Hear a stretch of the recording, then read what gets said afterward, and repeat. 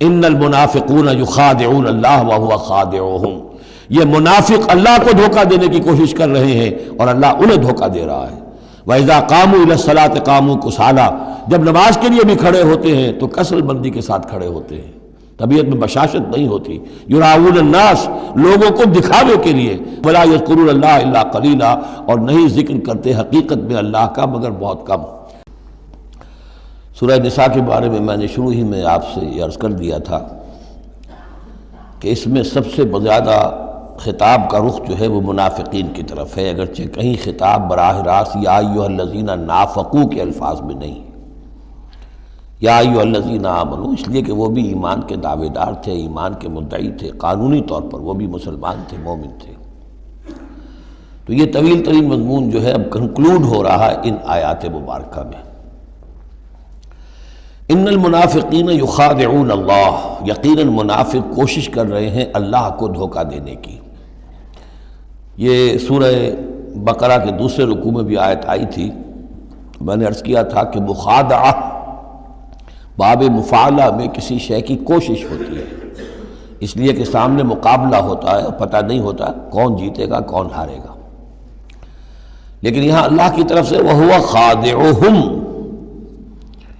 اور یہ خادع جو ہے یہ ثلاثی مجرد سے اس میں فاعل ہے، اور یہ آتا ہے نہایت زوردار تاکید کے لیے،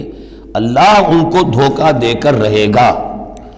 یعنی یہ کہ اللہ نے ان کو جو ڈھیل دی ہوئی ہے وہ سمجھ رہے ہیں کہ ہم کامیاب ہو رہے ہیں،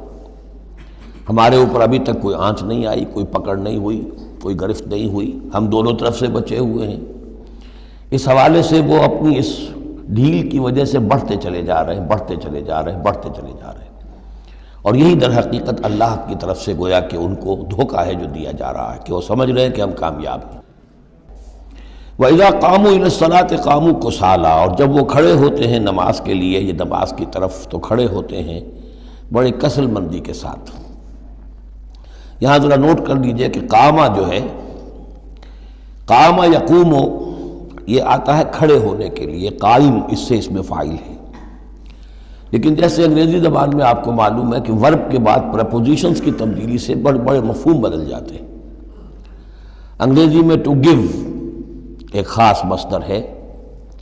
ٹو گیو اپ، اب زمین و آسمان کا فرق ہو گیا، ٹو گیو ان بالکل ہی الٹی بات ہو گئی۔ عربی میں اتنا فرق نہیں ہوتا، لیکن پھر بھی ظاہر بات ہے کہ جو پریپوزیشنز چینج ہوتی ہیں تو فرق پڑتا ہے۔ اسی لیے میں نے کہا تھا قام اعلیٰ الرجال قوامون علی النساء، اس میں حاکم ہونا، سربراہ ہونا، کسی کے حکم کا نافذ ہونا۔ قام الی، کسی شے کے لیے کھڑے ہونا، کسی شے کی طرف کھڑے ہونا، کوئی کام کرنے کا ارادہ کرنا۔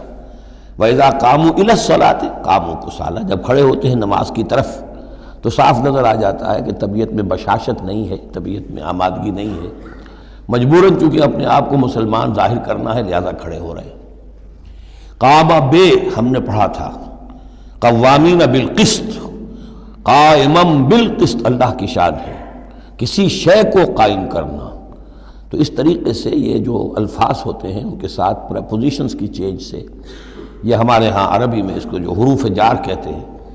ان کے اضافے سے بہت اضافی معنی پیدا ہو جاتے ہیں۔ یراؤون الناس ولا یذکرون اللہ الا قلیلا، وہ لوگوں کو صرف دکھانے کے لیے کھڑے ہوتے ہیں،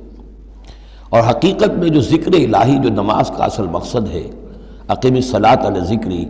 وہ انہیں نہیں حاصل ہوتا مگر بہت تھوڑا سا، کسی وقت کوئی واقعتاً اس بے دھیانی میں بھی ہو سکتا ہے کوئی آیت جو ہے